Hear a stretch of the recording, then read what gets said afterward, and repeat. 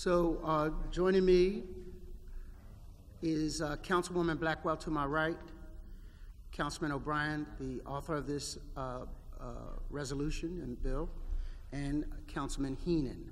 Will the clerk please read the title of the bill? Bill number 15009, an ordinance amending Title 21 of the Philadelphia Code entitled Miscellaneous by establishing a policy of posting all missing and endangered person alerts on city websites, social media sites, all under certain terms and conditions. Thank you very much. Councilman, we'd like you to have an opening statement. Thank you, Mr. Chairman. I'm going to read the statement because I'm given to hyperbole and sometimes I go off script and take too much time. So I'll just say good morning and thank everyone for being here for the hearing on Bill number 15009. This bill will require the Philadelphia Police Department to work in collaboration with other city departments to post any public alert generated via the Missing and Endangered Person Advisory System on all city-maintained websites and social media sites. The bill's intent is to disseminate information through the alerts as quickly and as broadly as possible to support in the search and safe recovery of missing individuals. Pennsylvania has created the Missing and Endangered Person Advisory System, or MEPAS. That is a missing person advisory that alerts citizens and law enforcement of a missing and endangered person through established transmissions, broadcasts, and other forms of public communication. It is separate from the Amber Alert system, which notifies the public about abducted children who are considered to be in imminent danger.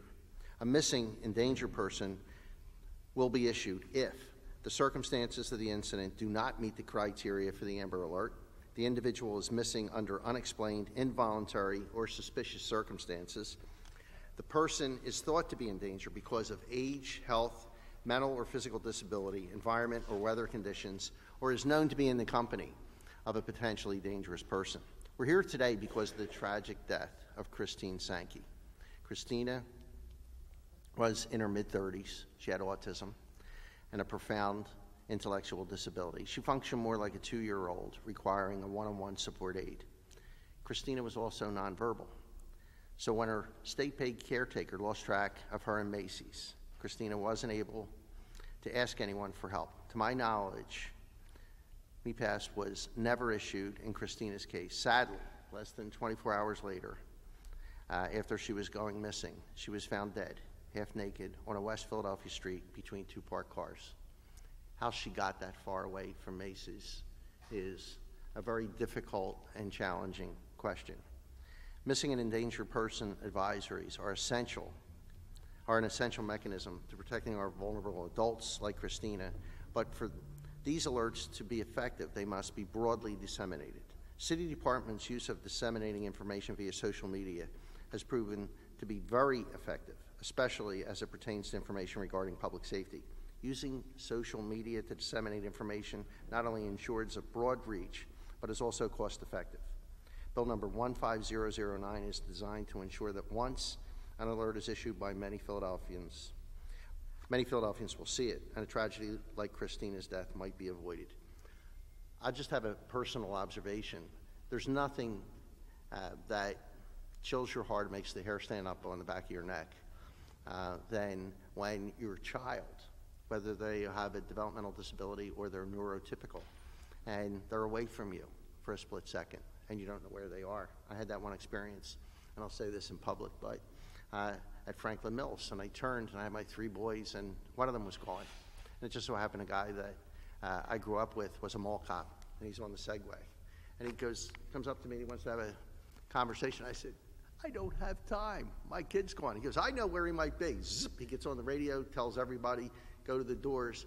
And there was an area in the middle of the mall where they had a little Ferris wheel and some other toys, and guess what? That's where he was. He just knew that from a prior experience, but your heart just goes in your throat. My 2 uncles had the beginning of Alzheimer's, and on one occasion, my uncle was going to a dentist appointment around noon.